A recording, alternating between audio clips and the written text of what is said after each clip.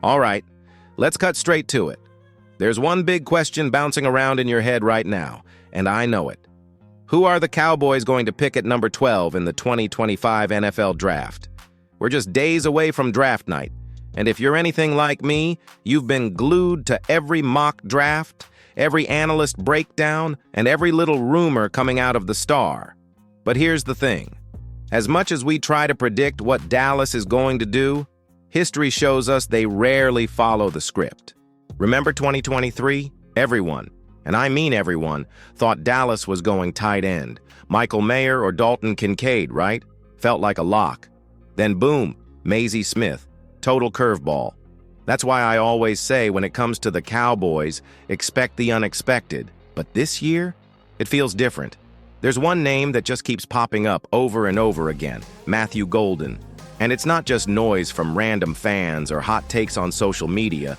We're talking about four of the biggest names in NFL draft analysis: Mel Kiper, Daniel Jeremiah, Dane Brugler, and Lance Zierlein, all locking in on Golden as the guy for Dallas at 12. That's not something you see every year. When top insiders all start aligning around one player, you've got to wonder, do they know something we don't? Is this just coincidence? Or is there already a quiet decision made in the Cowboys' war room? Before we go deeper into why Golden might be the guy, let me ask you this. If you had to call it right now, who do you think the Cowboys take at 12? Drop your answer in the comments. And hey, if you're enjoying this breakdown so far, take a second to subscribe to the channel and turn on notifications. Your support helps us get closer to our goal of 13,000 subscribers, and it keeps this content coming every single week. Also, I want to hear from you in our community poll. Is Matthew Golden the best fit at 12, or is this another draft smokescreen? Cast your vote now, and let's see where Cowboys Nation stands. Now let's dig into why all these insiders are suddenly pointing in the same direction. Because this isn't just speculation. It might be intel. Okay, so let's talk about why Matthew Golden is the name you keep hearing. It's not just about talent, it's about timing, intel, and how the Cowboys operate behind the scenes.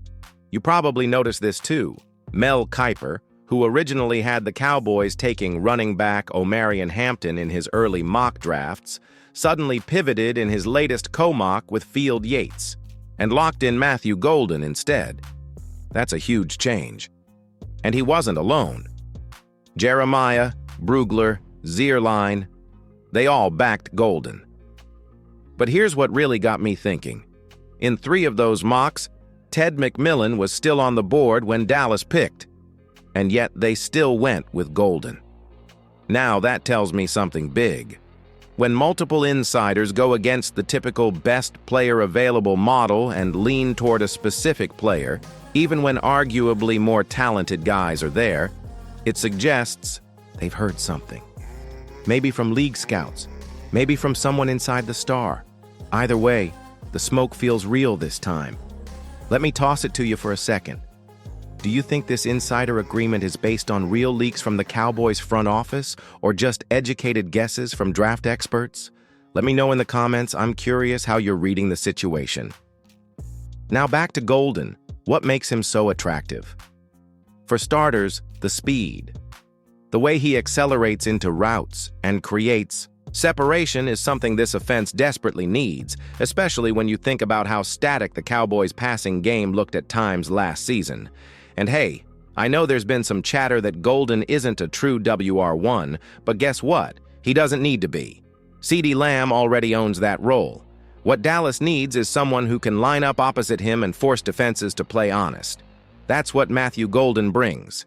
Explosiveness, versatility, and an instant upgrade in a spot that desperately needs it. Quick vote for you. Would you rather take Golden at 12 or trade down and pick up more assets? Tap the poll and let's see where you stand. And don't forget, if you haven't subscribed yet, hit that button and turn on the bell. It's free and it really helps the channel grow. Now, let's break down why this WR pick might be more than just a luxury. It could be an urgent need. All right, now let's get real for a minute. If we're being honest, the Cowboys have a problem, And it's sitting right there in the wide receiver room. CeeDee Lamb, locked in, a certified star. But after him, that's where the trouble starts. Right now, if the season kicked off tomorrow, the guys behind Lamb would be Jalen Tolbert, Jonathan Mingo, and Cavante Turpin. Respect to those players, but are any of them truly ready to be a WR2 on a team with Super Bowl ambitions? I don't think so, and I know you feel that too. That's why Matthew Golden isn't just a flashy draft pick. He's a potential day one difference maker. He fills a need the Cowboys can't afford to ignore anymore. You can get by without a new offensive lineman.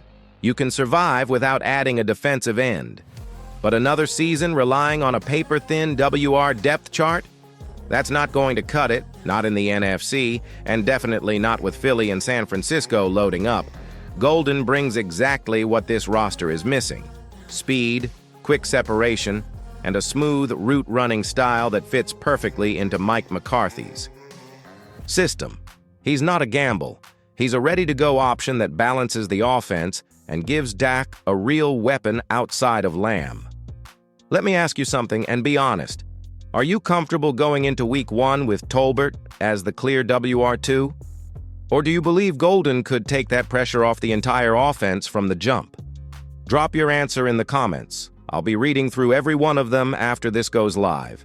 And look, let's not forget how rare it is to find a WR who can contribute right away. You're not getting that type of talent in the second or third round, and you definitely won't find it on day 3. The number 12 pick might be the only shot the Cowboys have to fix this wide receiver situation in 2025. So let's flip the conversation forward. If Dallas is zeroing in on wide receiver, why Golden over guys like McMillan or Egbuka, who are also visiting the star? Stick with me. We're diving into that comparison next.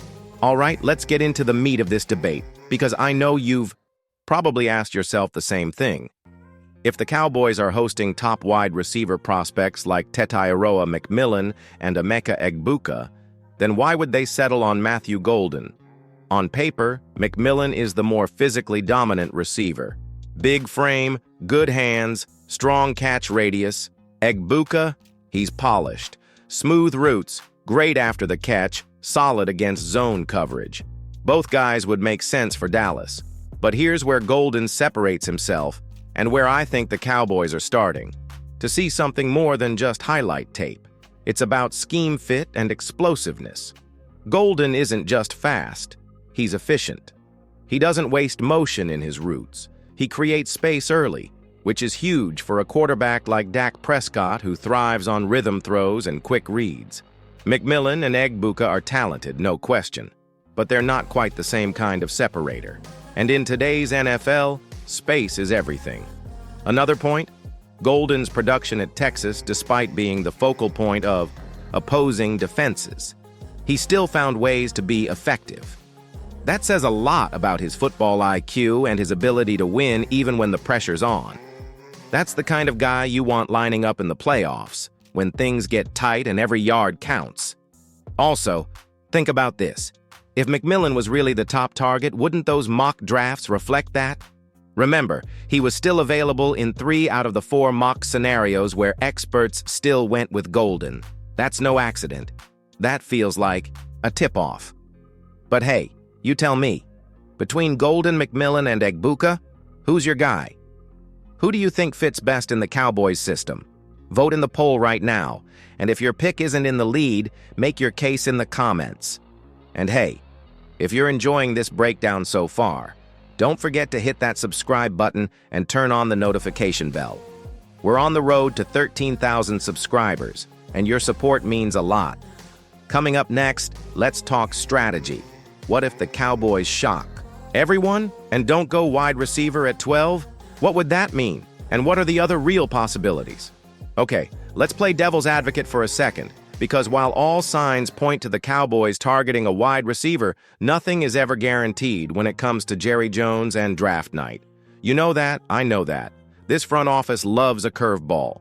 So what if Dallas doesn't go with a receiver like Golden at number 12? What are the real alternatives? Well, first off, they could lean into the best player available mindset. If a top-tier offensive lineman is sitting there, someone like an elite tackle or a plug-and-play guard, you better believe Will McClay is going to at least think about it. Protecting Dak has always been a priority, especially after what we saw down the stretch last season. Another scenario, edge rusher. If someone like Georgia's Jalen Walker slips to 12, he could be too tempting to pass up. With the uncertainty around the long-term outlook of the Cowboys D-line, stacking talent there would be a future-focused move. You pair a young, explosive edge with Micah Parsons. That's nightmare fuel for any offensive coordinator. And, yeah, there's always the wild card, quarterback. Not saying it's likely, but if a top passer unexpectedly drops, it could create chaos in that war room. The Cowboys say they're all in on Dak, but moves speak louder than press conferences, right? Now here's the real issue. Even if they do go a different route, the receiver need doesn't go away. And the truth is, Dallas probably won't find a WR with golden ceiling later in the draft. Picks 44, 76, day 3. That's a gamble. You don't build Super Bowl rosters by gambling on day 3 to fix your biggest hole. So let's bring it all home. If you were in the Cowboys front office, wide receiver or not, what position are you targeting at 12? Drop your take in the comments. I want to hear your strategy. And if you're new around here, make sure to subscribe to the channel. Hit that bell so you don't miss anything. We've got more deep dives, instant reactions, and draft night coverage coming your way. Thanks for watching Cowboys News TV. Let's see what Dallas does when it's finally time to make that pick.